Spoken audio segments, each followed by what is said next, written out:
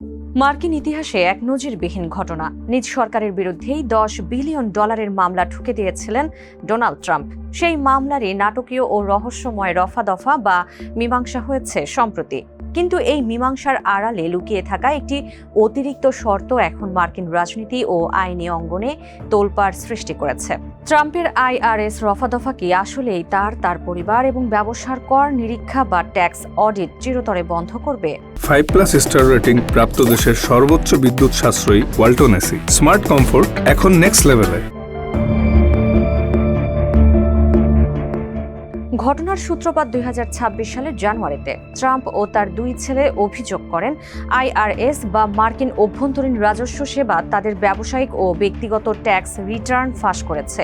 এই অভিযোগে দায়ের করা মামলাটি গত 18 মে যখন মীমাংসা হয় তখন সামনে আসে এক পাতার একটি বিতর্কিত শর্ত, যেখানে বলা হয়েছে ট্রাম্প, তার পরিবার, ট্রাস্ট এবং তাদের সহযোগী প্রতিষ্ঠানগুলোর অতীতের কোনো কর নথিপত্র আর পর্যালোচনা বা নিরীক্ষা করতে পারবে না IRS। তবে শর্ত হলো, এই নিয়ম শুধু 2026 সালের 19 মে এর আগে জমা দেওয়া কর নথির ক্ষেত্রে প্রযোজ্য হবে। অর্থাৎ ট্রাম্পের অতীতের সব কর ফাঁকির তদন্তের দুয়ার এক কলমের খোঁচায় বন্ধ। জনমনে প্রশ্ন উঠছে, এটি কি আদৌ বৈধ? মার্কিন বিচার বিভাগ বলছে এটি একটি প্রথা মাফিক মকুবনামা, যা যে কোনো মামলা স্থায়ীভাবে শেষ করার জন্য প্রয়োজন হয়। এই শর্তে স্বাক্ষর করেছেন ভারপ্রাপ্ত অ্যাটর্নি জেনারেল টড ব্লান্স, যিনি প্রশাসনকে আইনি সুরক্ষার আওতাতেই রাখছেন বলে তাদের দাবি। কিন্তু আইন প্রণেতা এবং কর বিশেষজ্ঞরা তীব্র ক্ষোভ প্রকাশ করেছেন। মার্কিন আইন অনুযায়ী কোনো প্রেসিডেন্ট বা নির্বাহী শাখার কর্মকর্তা কর নিরীক্ষায় হস্তক্ষেপ করতে পারেন না।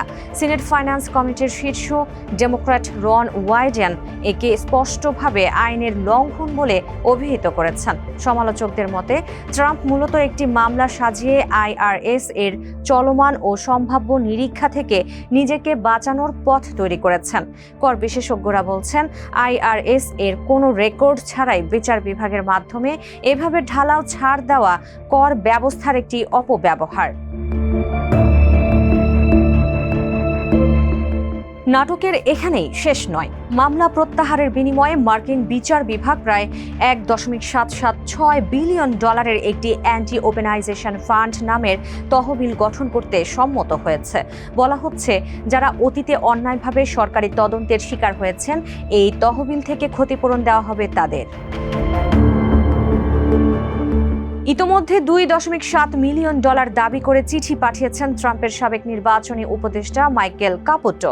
তবে ডেমোক্র্যাটরা একে দেখছেন ট্রাম্পের একটি স্ল্যাশ ফান্ড বা গোপন অনৈতিক তহবিল হিসেবে, যেখান থেকে মিত্রদের এবং 2021 সালের 6 জানুয়ারির ক্যাপিটল দাঙ্গাবাজদের অর্থ বিলিয়ে দিতে পারেন ট্রাম্প। এমনকি রিপাবলিকানদের মধ্যেও এটি নিয়ে সংশয় তৈরি হয়েছে। ফলে সিনেটে একটি বড় বিলের ভোট স্থগিত হয়েছে।